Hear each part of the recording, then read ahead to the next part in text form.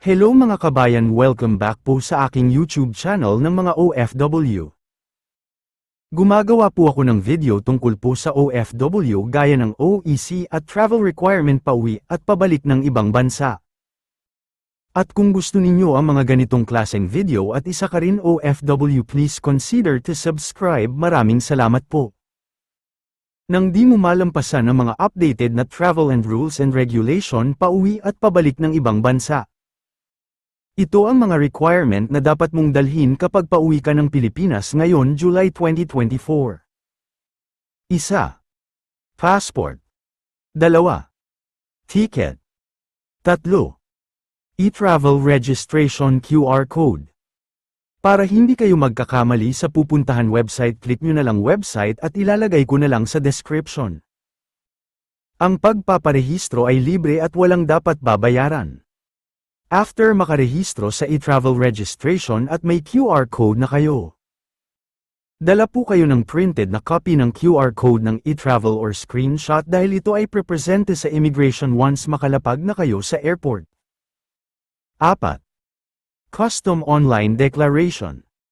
After nyo makarehistro sa e-travel, doon ninyo ito makikita sa pinakababa. Custom declaration required po ito kapag pauwi po tayo ng Pilipinas para po sa mga OFW man or tourista.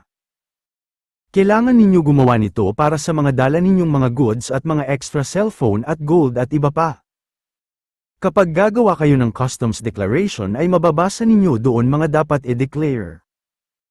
Para po sa mga OFW ay di dapat lalampas ang halaga ng mga goods worth of 150,000 at para naman sa mga hindi OFW at dapat hindi lalampas sa 50,000 ang halaga na dadalhin pauwi ng Pilipinas. At kung hindi kayo nakagawa ng online declaration dahil nawala na kayo ng time, huwag po kayo mag-alala dahil meron naman po sa airport na people upon para sa mga hindi nakagawa ng custom declaration online. At para naman sa mga kababayan natin nasa sa Saudi Arabia. Requirement pauwi at pabalik ng ibang bansa. Parehas lang ito na nabanggit ko noong una at ang kaibahan lang ay kung magbabakasyon kayo or exit na kayo, kailangan ninyo ng exit visa at re-entry visa. Para po sa kababayan natin OFW sa Saudi Arabia. At ito naman karagdagan requirement para sa mga OFW na. 1. Change employer.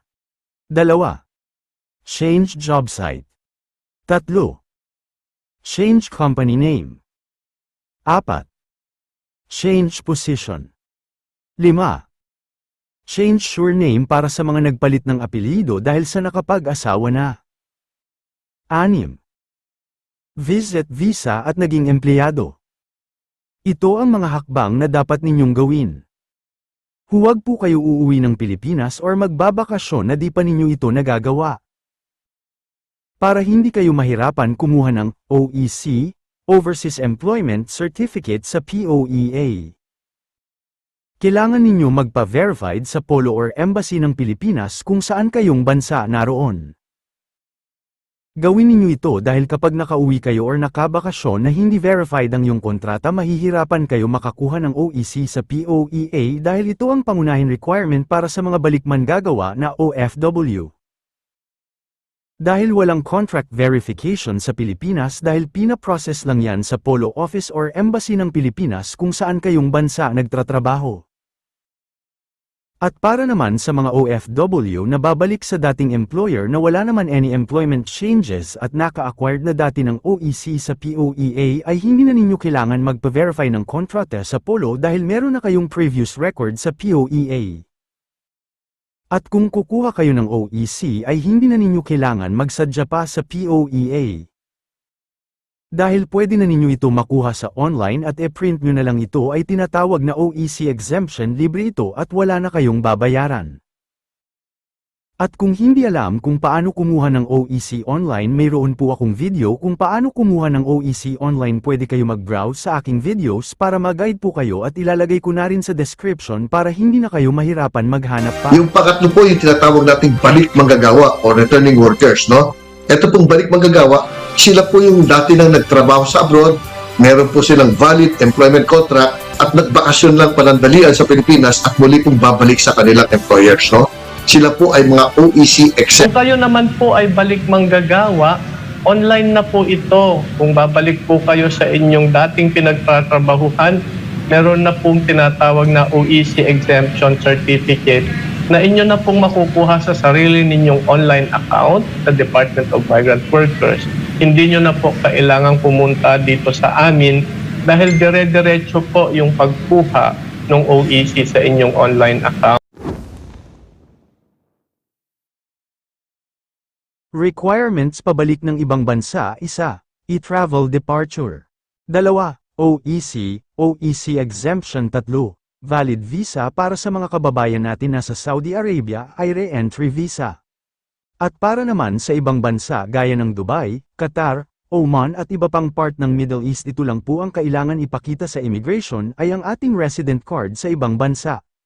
4. Ticket. 5. Passport. At isa pang karagdagan mahalaga sa OFW ay ang OWA membership na hindi naman ito hinhanap sa immigration, ngunit ito ay napakahalaga para sa ating protection at makukuhang benepisyo sa darating na panahon.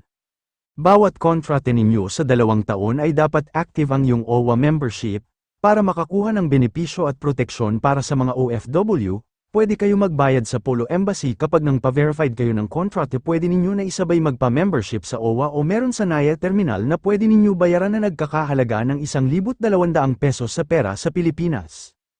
Pero maraming Pilipinong OFW ang nagbabaliwala nito. Ito lang po ang travel requirement sa pauwi at pabalik ng ibang bansa. At para naman sa mga balik manggagawa na kukuha ng terminal fee refund, ito po ang mga requirement na sumusunod. 1. Passport. 2. OEC, Overseas Employment Certificate. 3. Boarding Pass.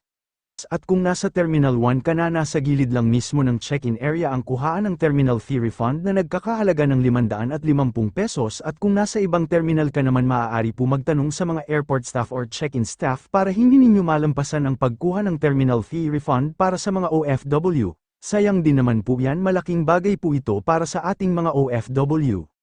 Para po sa mga karagdagan katanungan, maaari po kayo mag-comment sa ibaba at akin po sasagutin base sa aking kaalaman. Huwag kalimutan magdala ng 4 na kopya ng OEC. Bakit 4? Bakit ang dami naman? Dahil ang isa po ay para sa check-in area at pangalawa po sa immigration, pangatlo para sa terminal fee refund, at yung pang-4, yun para sa iyo, reserba lang para may isa kap ang kopya in case man na mawala ang isa or masira.